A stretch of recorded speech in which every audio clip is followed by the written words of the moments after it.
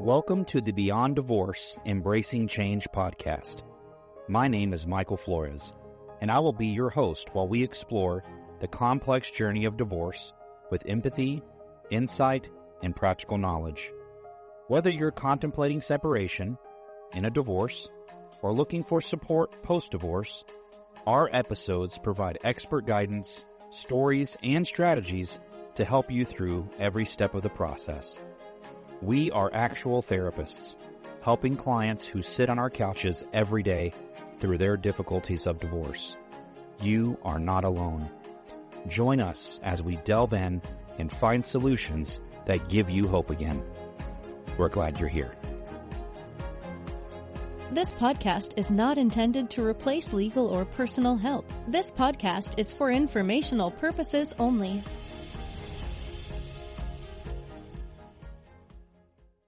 This episode contains discussions about sensitive topics, including traumatic separations, high-conflict breakups, and leaving relationships for safety reasons. While our conversation is meant to provide insight and support, it is not a substitute for professional advice. If you or someone you know is in an unsafe situation, please seek support from a trusted professional or an appropriate crisis resource. Listener discretion is advised. If you need immediate support, please reach out to a local crisis service. We have included contact information in the show notes.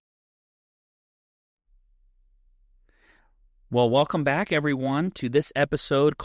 We call it the traumatic split. And this is awesome. Not the banana split. Let's not be a banana split. Okay, traumatic split, right?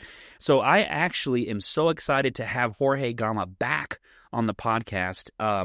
Had such a great conversation with him in the last one we did together. It's just necessary, I think, to have you again and join us to do another one, and especially over this topic, which is probably in most cases people would say there's trauma related to splitting up. Yeah. You would agree with that? Yeah. So what a great title for Traumatic Split. Let me give you a little... Oh, go ahead. I say thank you for having me back. And there is a banana split at the end of this, right? Do you want one? Since you brought it up, just want to make sure. Sure, man. We can get a banana split. That's not a problem. And had one of those in ages. Brahms, by the way, makes the best one. There we go. So getting into Jorge here. Jorge is an LPC supervisor, LPC-S, highly respected mental health professional, and the owner and clinical director of the Mending Clinic in Arlington, Texas. And Jorge, I haven't asked you, the Mending Clinic, can you tell us how it was designed? Just a little briefer on this. How was the Mending Clinic designed? So Mending Clinic was designed kind of out of a place of frustration, I guess you could say, of looking at the mental health field in Texas and wanting to provide really people with a way to create health in their life, to be able to not look at themselves as broken or as diseased, but really looking at their strengths and looking at how they can make their life healthier. I love that, because the model is so the old way. Like, I got to come in with all my symptoms, my problems, my diagnosis. And you're saying you can come this way, but you're not walking out that way. Exactly. So what a great way. And I love the name Mending Clinic, right? We're putting it back together. We're mending it. You may come in this way, but we're going to go here. Yeah. Jorge has a background in crisis intervention and founded the Mending Clinic in 2012, which was really aimed at addressing the mental health needs in our area specifically. That's how it started. I know it's expanding, but we really started here. In 2017, he introduced the Restore outpatient program for adults. And this is very different than most of your outpatient programs, I will tell you. But the Restore program is so super unique. And would you want to give a little brief on what's different about Restore? I think part of what's different is we're really looking at the root. You know, a lot of places talk about coping skills, and coping skills are great, but you don't want to cope through life. You want to be able to live your life. You want to be able to enjoy your life. And that's what we're looking at, is really healing those parts that need to be healed in people. Can't say it any better than that. It's healing, and that's what we're trying to do. And we're talking about a traumatic split in this episode, so healing is going to be a big part of this, isn't it? Jorge also provides counseling, training, and coaching for professionals across a various matter of sectors in Texas. Mm-hmm. And I know that to be true because I've seen it. I've seen the stuff come up that you're doing. And he contributes really significantly to the mental health field. And one of the things I love that Jorge does is he trains the trainers, guys. Like, he trains the people that do the work and that train. And so when you're doing that kind of work, man, you're really doing something. So I love that you do that for all of us, and you've done the work with the clients, but you're so big on giving back to the professionals, and that is so needed in right now. And I'm just so thankful that you do that. So thanks again for being here. When I work with professionals, just like I do with my clients, right? My job is to get them to fire me. Get them to fire you. Yep. Yeah, I said that the other day. Actually, I said, if I do my job well, you'll fire me. Yeah. And they start laughing because if they're quarter pointed, they definitely want me fired. So they like the idea. And really, that's what it comes down to. You know, if we're in a place where you're good, you don't need me, and you're both in agreement to that, I don't need to be needed, right? It's okay. Let's get you back to where you need to be. So that's beautiful. Love it. Okay, so welcome, everyone. Thank you so much. If you have not subscribed to the podcast, please do so. This is the best way to get the information to you and to others. Please share this with other people. We put this information out for everyone. So if you're an attorney, you're a judge, you're a person in divorce, you're listening, you're just a lay person, or you know someone in divorce, or you're a step parent, it does not matter. If you deal with family systems, I think we're the place to be. I think we're the people to listen to. So we are just excited to offer that to you. So basically, if you have a family, you have to get in contact with Brighter Possibilities, family counseling, if you want to create some health. Well, we have family in the name. It's there. Like, it's what it's for. So thank you for that, Jorge. You can find us on any of the podcast areas we have. We're on Facebook. We're on Facebook to find us, but we're on YouTube. We're on the Apple Podcast. You can stream us there. Pretty much any platform you prefer, you can find us. That's where we're at. And we just love to produce this information for you. So let's get into this. Jorge, first thing I want to ask you is, we have a topic here called somatic symptoms, right? So when we're talking about traumatic splitting and we're talking about somatic symptoms, what does that mean? So somatic symptoms are symptoms that you're having that don't have a medical diagnosis behind it, right? And so, for example, you have this pressure on your chest, right? Or, your stomach is in knots and you're like, why does it always feel that way? You go to the doctor, they do, endoscopy, go down, and they're like, there's nothing there. They check your heart rate, they make sure that your lungs are good, everything's fine. So they say, okay, there's something going on, some kind of stressor, some kind of trauma from the past, or there's something happening in your body that doesn't have a medical reasoning, but it's manifesting through pain, through pressure, through different feelings in your body. Wow. And so a somatic symptom is you're feeling it in your body. Yes. And you might have gone to a doctor to get it looked at, and the doctor goes, you're good. Yep. And you're like, but I'm not. Yep. So that would be a somatic symptom. Yes. And this comes up pretty frequently when people have had trauma? It does. Just as an example, one of the symptoms that I hear often are, I feel like there's a ball in my throat or a knot in my throat. That's how they describe it. That's how they describe it. Or I feel like there's just tension there. Right. And as we start processing, oftentimes what we find is that people that didn't have a voice, or their voice was taken away, or their voice wasn't heard, they had this somatic symptom of tension or stress in their throat. Are you serious? Mm-hmm. So someone who has like chronic issues with their throat, but they're like, we're looking at it, you don't have streptococcus, you don't have, it's not strep throat or anything like that.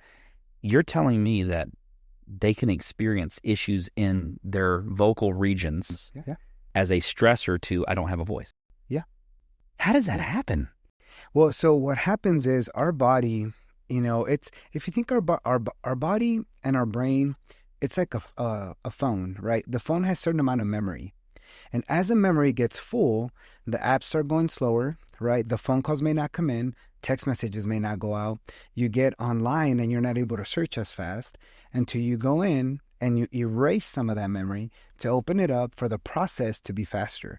It's the same thing with our body. Our body, there's little capsules of trauma or little capsules of memories that get stuck in our body at a cellular level. And when we don't process those traumas or those situations, then they start eating up the memory in our body to be able to function properly. So how do I clear the cache? Yeah, exactly. How do I do that? Yeah. So a part of that is through counseling, right? Being able to talk to somebody through that. One of the things that is most helpful, though, is to sit with it. To be able to say, to just stay curious, because most of the time, people feel this in their body and there's an immediate negative reaction to it, where there's like a frustration, like, oh my gosh, there it is again. It's in my chest, right? Right. And so they just want to move away from it, or they want to suppress it or repress it, right? Or they completely like go numb. And so they separate it from themselves and they go, it's just like it never existed. And so a good way of just even starting that process is just sitting with it and staying curious of why you're feeling, what you're feeling, and where you're feeling it. So really kind of being with it, understanding it. And then in therapy, it's kind of the idea of we're talking it out. So we're flushing the system in a sense. How does this play out maybe with divorce? Like if you're trying to co-parent or you're trying to maintain a relationship with your children, right? You want to be the best version of a parent to your kid. You want your kid to be close to you. How can that trauma play out in a system? So if we look at a separation, right, a divorce, and they're coming from a relationship that there was domestic violence or there was manipulation or there was abuse that happened verbally, emotionally, right? When we leave, there's this level of intensity that we're used to and that dynamic that we were in. And so that level of intensity could get triggered by a look, could get triggered by a posture, could get triggered by a sound, by a smell. And so we're somewhere and all of a sudden it's like, why is my heart racing? Yeah. What happened, right? Yeah. There's really nothing going on, right? You don't have any heart issues, so it's not heart palpitations from a medical reason. It's because you were somehow triggered. And what happens is, even though we may not understand what the trigger is, our body will remember. So your body has its own level of memory. Yes. And so when you go through a trauma, the body sometimes can remember that trauma and then prepare itself to respond to it. Is that really what's happening? Maybe that's a question is, people see it as a bad thing, like oh my gosh, my heart's whatever. And you're saying they're not having a heart attack, they're not having a panic attack or anything like that. But what's happening is the body's remembering that moment. And is it more of a preparation? Like I'm going to have this, the body's responding as a preparation, or is it really more of a check sign, like a signal? I think it could be both. It could be a trigger where it could even be like a body movement, right? Or a cadence while you're driving, right? Something with the cadence can stimulate that. Or it could be like, more of a bracing for impact. And it's like, why am I bracing for impact if I'm not going to impact anything? Well, it's whatever used to come before. Our body has that stored in itself. So now I'm wondering, like, so you're married, you got divorced, driving by the church you used to attend, driving by the neighborhood, picking the kid up, right, or dropping the kid off at your old house, which is the place you used to sleep in. Can all that have an impact on how people experience things within their body, like trauma in a sense?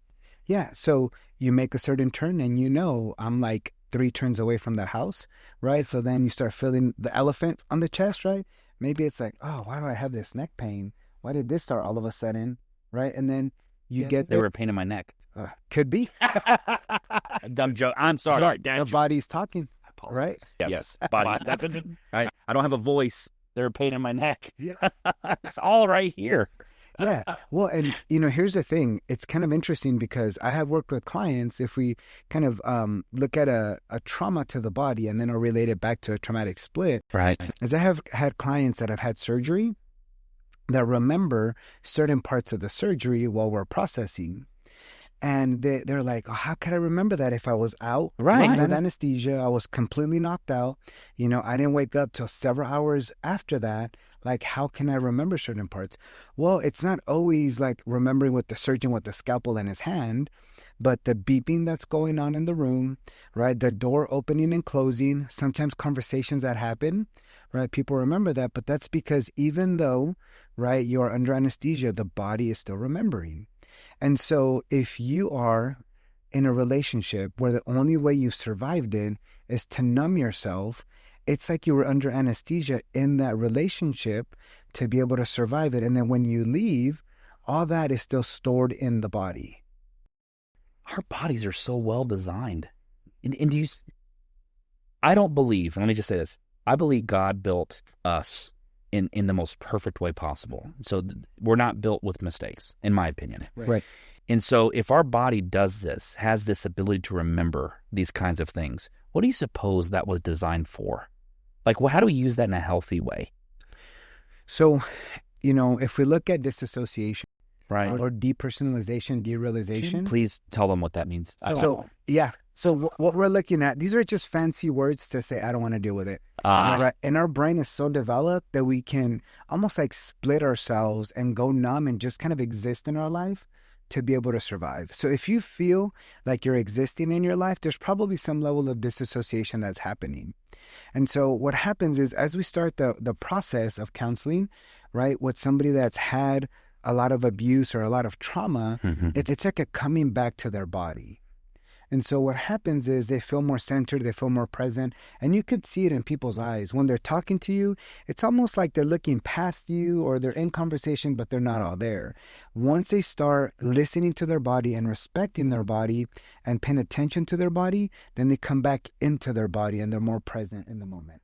Now I'm worried about looking past you because I'm thinking of questions, and I probably am looking right past you. So, are you disassociating? Do we talk probably? No. Hopefully not. No. But what a great way for them to realize like this. It's a natural avoidance, right? Because I believe human beings naturally are pain avoiders and pleasure seekers. Oh yeah. And that gets us in trouble. I mean, that might lead into ways people deal with trauma is they externally do it, right? So they drink, they drug, they sex, they gamble, whatever. But they have what we used to call our guilty pleasure. Yeah. In saying that was really an avoidance factor, isn't it? And so people try to escape this feeling, don't they, constantly? They do. And are you saying that, well, let me ask, what are you saying people should do instead of just disassociating or avoiding, the big fancy word? What should they do instead? So this goes back to staying curious, right? In that moment, what is going on right now that I feel like I want to disassociate or that I feel like I don't want to be here? What's happening now that I'm like, I don't want to have anything to do with this. I want to be over here. And just staying curious with that. Now, that can't always happen if you're in a meeting, right? And you're with a bunch of, your supervisor and other people. You may not be able to go, hold on, let me figure out what's going on in here, right? That may not work.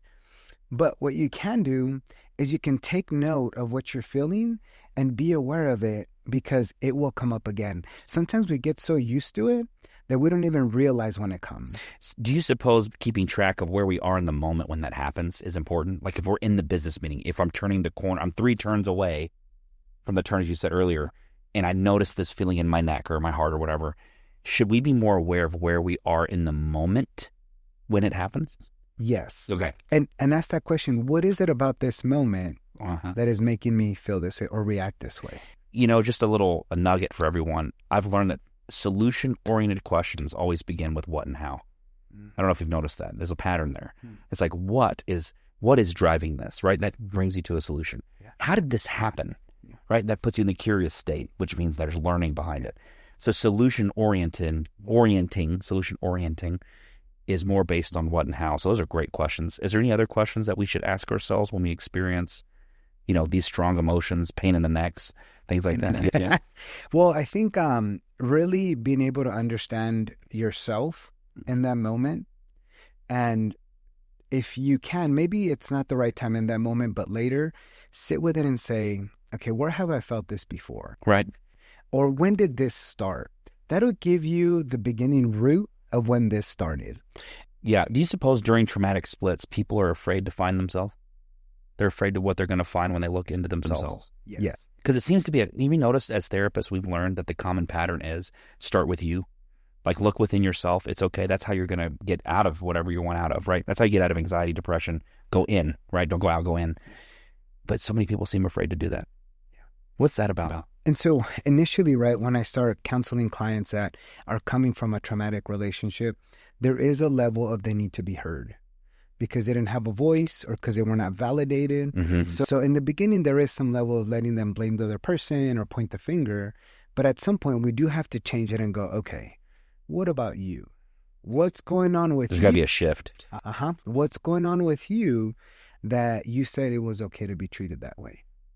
What's going on with you that you felt the intensity, right, was okay? And oftentimes I hear, well, I had kids, and because of the kids, I couldn't split them up, and I don't want to affect the kids. Well, we know that the intensity that the adult is feeling, the kid's probably feeling it 5 times, stronger. 100%. And I find that all the time. The children will play out. Let me say this for all the listeners. if you're a parent in divorce and you're struggling, and what Jorge just said is your kids feel it 5 times stronger, maybe even 10 times, depending on the type of kid you have, I've learned. What I will say to you parents to help you, something to consider when you're going through all this, especially through your own trauma in your split, is not only will your kid feel it, your kid may play roles to try to help you deal with it, and it makes it harder for them to deal with their own, right? So the kids grow up with this trauma, and they struggle, and then they have to play it out as adults. And it's almost like it seems to be this pattern that never ends, right? It just keeps going, it keeps building itself. That's maybe why the divorce rate seems to continue to increase over time. I think we're at 50% or more now, which is really sad. There was a trend, I think, where it started going back down a little bit, which was great, and I don't really know why. I probably should look into that. But it's one of the things I think parents need to understand about all this, more than anything else, is when you do the work on yourself, it's the gift you give back to your kids and your family. It is hard. It's scary. And trauma. Do you think we ever get out of this life without trauma? No, I think in our life, we're either going into a trauma, we're in the middle of a trauma, or we're coming out of a trauma. Wow, really? Yeah, there's always something going on, right? Things happen. And I think what we have to understand is that through it all, we are the same. We are able. Now, we are not the same as in we don't grow, but we are the same person. We're the only ones that's the common denominator in that. And so we need to understand that if anything's going to change from these external situations, or if we're going to survive these external situations, it's going to be working on ourselves and really building that resiliency and distress tolerance to be able to move through them. Now, I didn't say past them. I didn't say over them. I didn't say under them. It's move through them, because the only way is through. That's what I hope they heard that. The only way is through it. Yep. And it's almost as if, what happens when they don't go through it? What happens when they have this type of trauma, whether it be the divorce being the trauma or the trauma they experienced in their divorce? A traumatic split, I think of one like, I'm in a marriage that's traumatic. Like, I'm being abused, I'm being told things, I'm being hit. There's the physical side, there's the emotional side, there's the controlling side of it.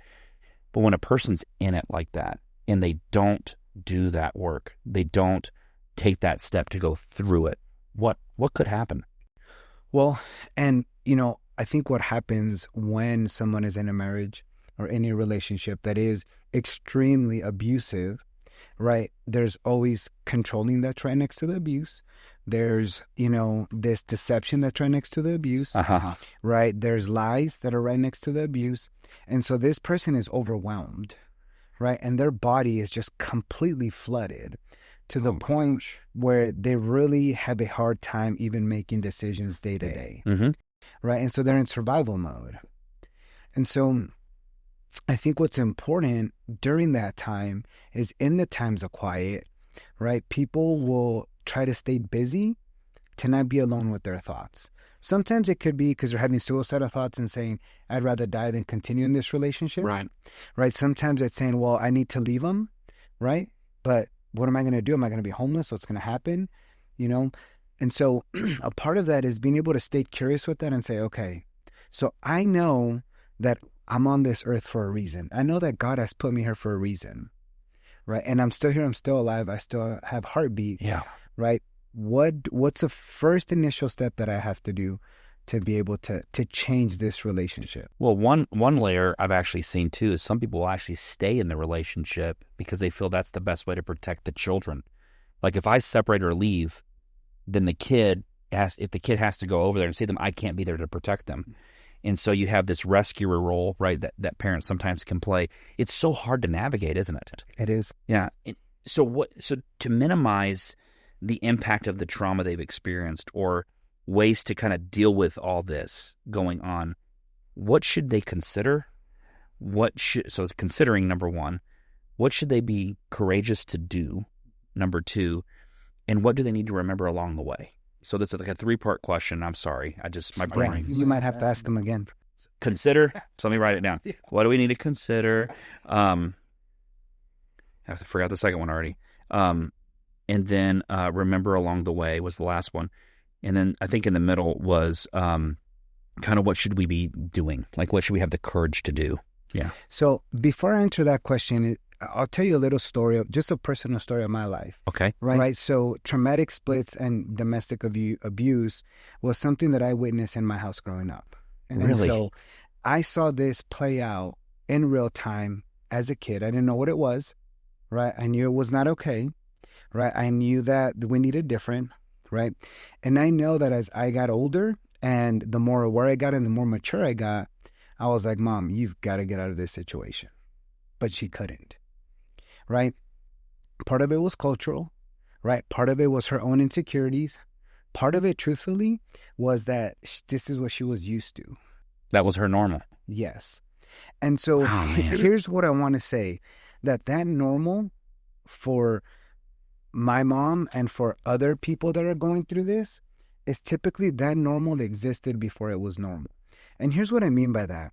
In the family of origin or in the bringing up, there was some level of training, conditioning, prepping for this relationship, right? And it doesn't always have to be family abuse growing up, right? Or explicit family abuse, but it could be verbal abuse, it could be emotional abuse, or it could be family secrets, right? This is the way we present in front of everybody. Whatever happens back here, we can't say anything about it.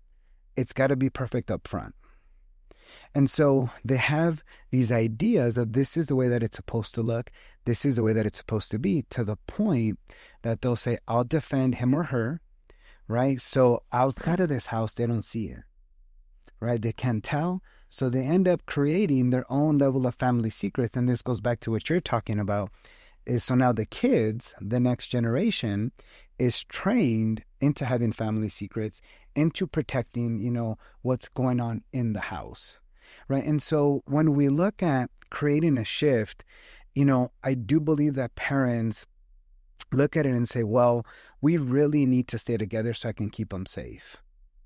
And that's very myopic. Myopic just means very short-sighted. Because really, if you want to create generational change, right, it's creating that break of that behavior. It's creating the ability to say, we're not going to witness this anymore. And oftentimes, I want to hear what you have to say about this, but oftentimes I hear parents say, well, it's better, that they have both parents in one house. It's healthier, because I don't want to take their dad or their mom away from them. Mm-hmm. And one of the things that they don't understand is that if, there is a divorce because of domestic violence, the kids have one place where it's healthy. Hopefully it's healthy. There's safety and security. And if they do go into the other house and it's not as safe or not as healthy, as they get older, they're going to understand and realize, like, this is what healthy looks like. At least I have one example of healthy. Yeah. And I'm going to explain this. You living that is much more important for them to understand, because it's not like, I'm going to tell you this based on a theory. I'm going to tell you what I read in a book. You're saying I lived it, and this is what I saw, and this is what I began to understand from the child's perspective all the way into your adulthood.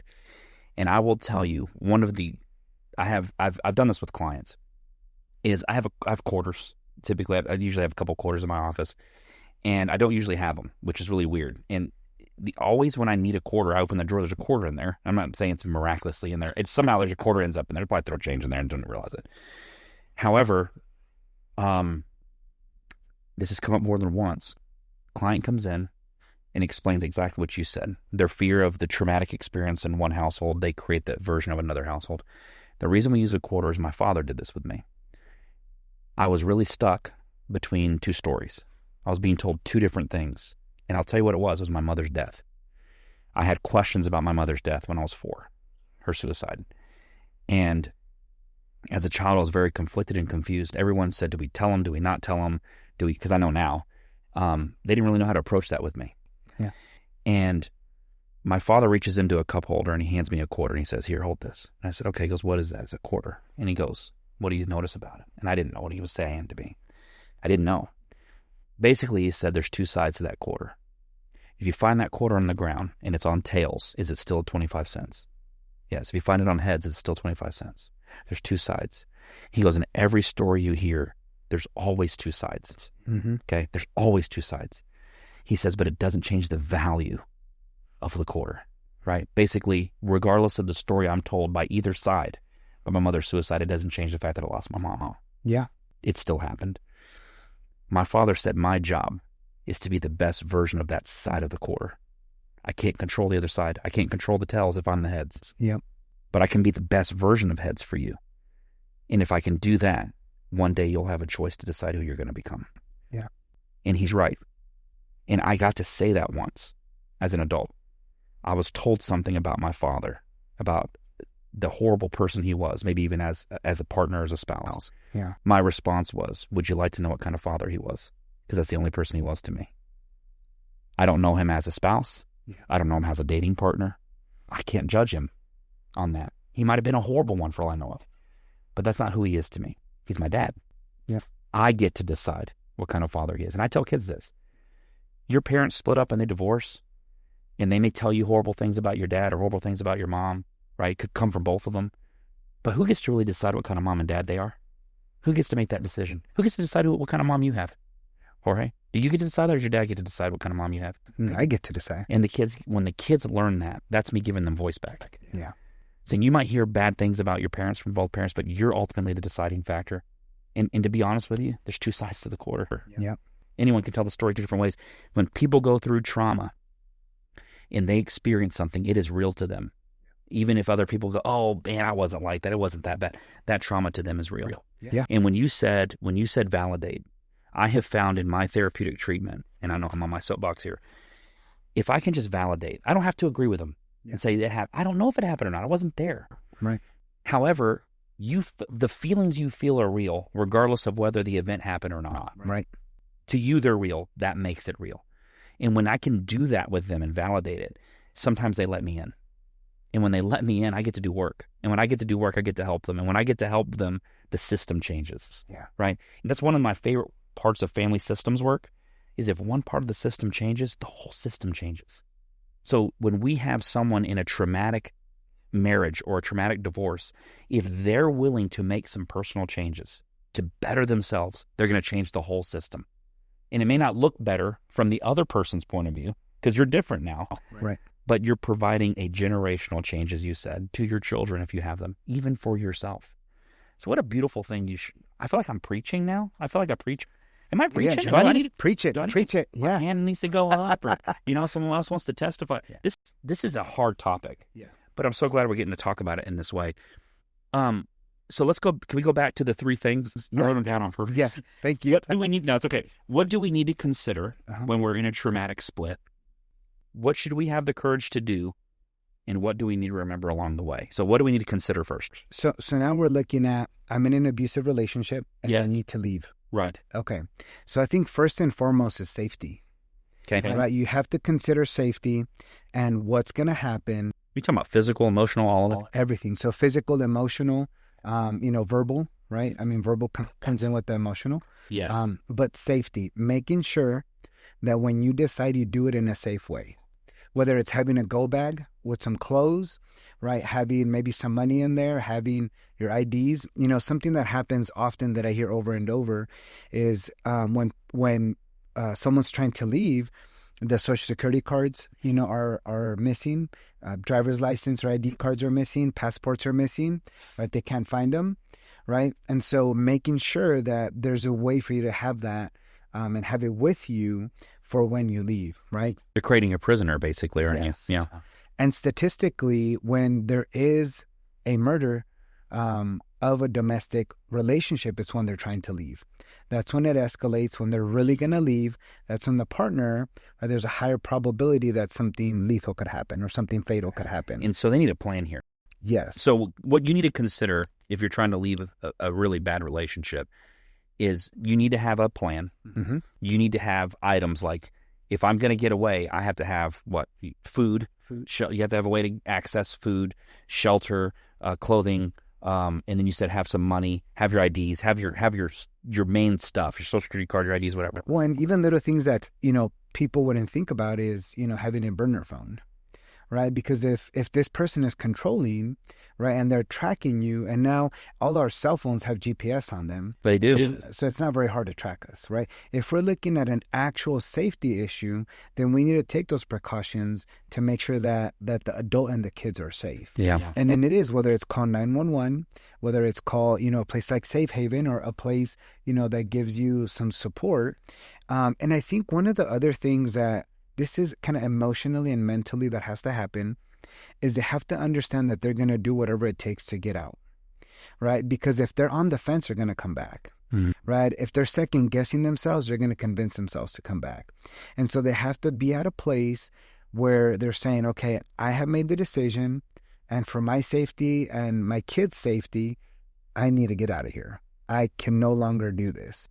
Now we're talking about needing the courage to do, Yes. which is once you've considered it and you've made the decision, it's time. Yep. You have to make it happen. And without it's almost like you take the rearview mirror out of the car. There's an old movie where the guy takes the rearview mirror and he chunks it in the back, and he goes, "Why'd you do that?" And he goes, "Because we're going that way."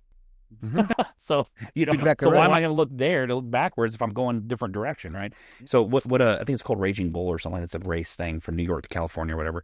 But it makes sense. That's what the courage comes from. Is there any other things that they need to courageously be able to do when they're getting out of this? Yeah, I think they have to have, part of it is that plan, right? To understand, like, even if I'm in a shelter, I know that long term, this is not where I'm always going to be. This is just a phase, or this is just a transition. Mm-hmm. Will the shelter help them with the plan? Like, say, you mentioned Safe Haven, which I'm glad you did for the listeners, so that they know there's places out there. Safe Haven would be one. Yeah, Safe Haven is one, and they do help them with the plan. Sometimes they have housing, not always, but sometimes they do, or they're able to help them. If not, they can point them in the right direction. Right. But here's the thing. Because this is what they're used to and this is what they're accustomed to, what I see happen is they get removed from the pain, that they look back and they go, it wasn't that bad. Maybe I'm overreacting. Or they're seeing the kids say, man, I miss my parent. Yeah. Right. Or I want this now, or I want that now. And it's like, well, while we were there, we had some money, or we could buy, some of these things. Mm-hmm. And so they go, it's not that bad. So they convince themselves to go back. And that's again where that plan comes in, and how far are you willing to go comes into play. Right. Understood. So what do we need to remember along the way as we're making this transition out of a traumatic split? What do we need to remember? We need to remember who that person is that we're moving away from. Okay, got it. Yeah. Not necessarily who we are, because in that moment, whoever is leaving, they don't know who they are. They've been so gumbied, right? Turned around and upside down, and they've been stretched to their limit that they don't know who they are. But if they can have the capacity to look at the spouse and say, I know this is who they are, because they've showed me time and time and time and time and time and time again, right? And knowing that and having that remembering that is what may give them enough time away from the situation that they're able to catch their breath and begin the healing process. You know David Goggins is? Mm-hmm. He made a comment. I'm not going to cuss like he does. Oh boy, he got a sailor's mouth. But the man speaks so directly. David Goggins had a comment once that I really found and completely super valuable. And it was, only people who are hurt other people. Because in reality, if a person's not hurting, they don't like get off on hurting others. They really enjoy lifting people up, right? So when someone's not lifting you up, right, they're hurt. It's something in them. And so I wonder, when people are in these abusive relationships, it's something going on in them. Maybe remember that. That doesn't excuse their behavior. Right. What it does, though, is it allows you to realize that it wasn't you. It's something about them. Right. And if them isn't willing to notice, right, or not willing to change it, you're now just the bag that they can punch on, right, to kind of deal with that pain. But if punching you helped them deal with the pain, they wouldn't need to punch you anymore. Right. It would have been done. It's not done, because it's basically a way of playing it out. They're playing out their own trauma through you. And I think that's what people forget about it. And I believe that about abuse. Yeah. I think people abuse for that reason, is they play out their trauma on the other person. Oh, yeah. And that person can't be their solution, right? I didn't break it, I can't solve it, kind of thing, So it's, I'm glad you said that. Keep that in mind along the way, is remember who this person is. And helping you recall that helps you go, I need to make this decision for the best interest of me and maybe even my children. Yeah. Well, and what you're talking about, Michael, is what we were talking about earlier, right? Is this pattern of the person that's an abuser, this pattern existed before you came into their life. Whether it was they were being abused or they witnessed the abuse, right? And that's the only way that they found out how to regulate their emotions, or that was the only way that was example to them to regulate their emotions, is by beating up somebody else or hitting somebody else or tearing down somebody else. Right. And so I think that's another component to remember, is that this pattern existed before you existed in their life. Remember that. This pattern existed before you. Yep. Okay. So I'm going to recap that since it was 3 questions. What to consider is your safety and a plan. That's step 1, is consider what is the safe thing to do here. What do I need to safely do, and making a plan to ensure that that safety exists. That's step 1, right? So those are the things to consider, and having the courage to make the decision that it's time to go. When it is time, it's time to go. And when you make that decision, it's important along the way to understand, like, you are ripping the rearview mirror out and you're looking forward, right? You're looking through the windshield, as we call it. And that's why they make the windshield 10 times bigger than a rearview mirror. Yeah. It's supposed to be looking forward. Okay. Yeah. So if you're heading forward, as we say on this podcast, keep moving forward. If you're moving forward, you're going to have to rip out the back. You're transitioning. You're making a transition. So that's why you have the safety and the plan first. And then you're making the decision and you're going. And we mentioned Safe Haven as a place to help you get started with that and to help you continue to build on your plan. Remembering along the way who this person is and what they really did, right, to you. And then understanding the pattern that may have existed before you. Yeah. Right? That it's not a you thing. There was a pattern that existed before you. Yep. And it's being played out on you. And then we go back to how y'all carry trauma. And one of the things is you have to work on yourself, right? Because you might feel it in your neck, or he didn't have a voice, so he feels it in his throat. But the idea that it will play out in you at some point. And this is why it's so important to understand yourself as best as you can, seeking out a mental health professional to dive into that. You mentioned staying curious, learning what I put here, learn what they mean. So stay curious, learn what things mean within you. And then the last part is the validation. And there are people out there that do want to validate. Validate doesn't mean agree. I think that's the thing I want people to hear. Like, validation doesn't mean we agree with you. It means we see you. Yep. Validation means I see you. I hear you. I got you. I may never be living in that. Yep. I may never be in your shoes. And if that's what you're expecting of me, I can never give that to you. And if I can just take that a step further, is, when I think about that, it's about value. Like, I value you enough to believe you. Validation is value. Yep. And so it creates that value to say, hey, we are connected, right? I may not understand it. I may not agree with it. I may not think you're right, but I know that this is your truth, and I value you for that. And within this time and this moment, I want you to know that you're not alone. Because that's one of the biggest things that I hear from people that leave an abuser, is they feel alone and they feel lonely. Right. And the interesting thing is that those are 2 separate concepts.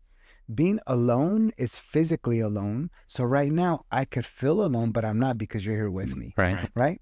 Now, lonely, I can feel lonely on the inside, even if there's people around me. And I oftentimes hear people that have left use that language of I'm alone. And they're describing lonely. Yes. And so we have to go back and help them understand, like, well, wait a minute. Didn't your parents step in to help you? Didn't you go, to the shelter and there was people there? So you're not alone. Now you're lonely. Let's look at what that loneliness is saying is okay when you're being abused. It feels back to my faith. Jesus reminded us we're never alone. Yeah. As I walk through the valley of the shadow of death. Yeah. Right. It's in Psalms. It's Jesus is always with us. God's with us, man. And that's just my faith coming out. I'm sorry. The real me's going to come out. Yeah. Sorry. Of course. If you don't like it and you don't believe in God, I do. So it's just my thing. But I will say this, Jorge, I want to thank you. We're going to wrap this up. I want to thank you for being so vulnerable and sharing a personal story. I mean, we ask our clients to be vulnerable, and they don't think we're very vulnerable. And here we are on a podcast talking about our own lives, and being vulnerable. And I can't thank you for doing that, because I think we have to model for our clients, like, hey, we do expect this of you, but guess what? We're people too. Yeah. And we understand vulnerability, and it is hard. But here we are just going, let's tell us about how we grew up and things we saw in our lives, Yeah. So I thank you for that. I really do, man. I appreciate it.